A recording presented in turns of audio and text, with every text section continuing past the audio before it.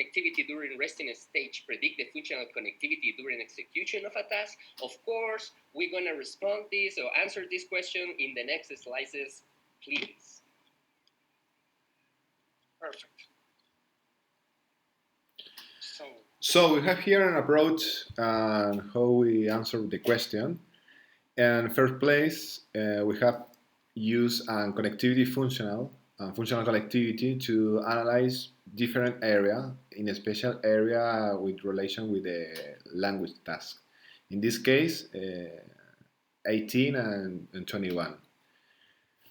What is the idea to analyze the variability between resting state, MRI, and language task? To analyze this question, we use a model, in this case, a multi-regression model, to understand what is the difference, and maybe the difference is possible to quantify.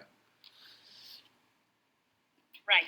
So we have select the language task, because just looking in a very descriptive way this activity, we see that there is a lateralization of language, which is not new, we already know, but we think that it was a good idea to try to predict the activity during the language task, based or using as a predictor the functional connectivity in these areas.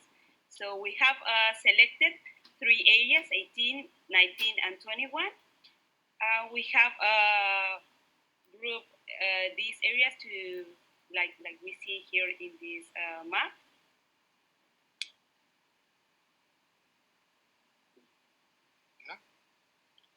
Yeah. So more in detail about the data.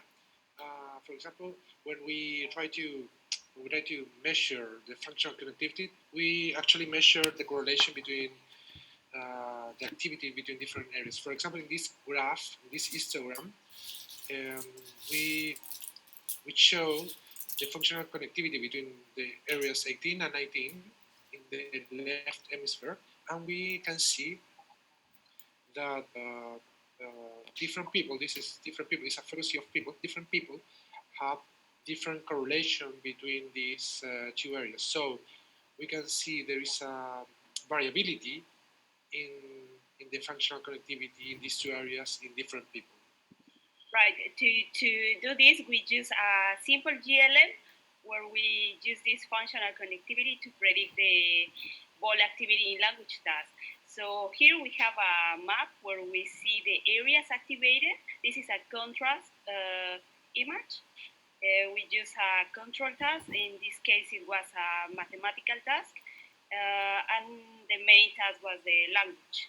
So we use a simple GLM, but we know that there are another methods that my colleague is gonna say something. Yeah.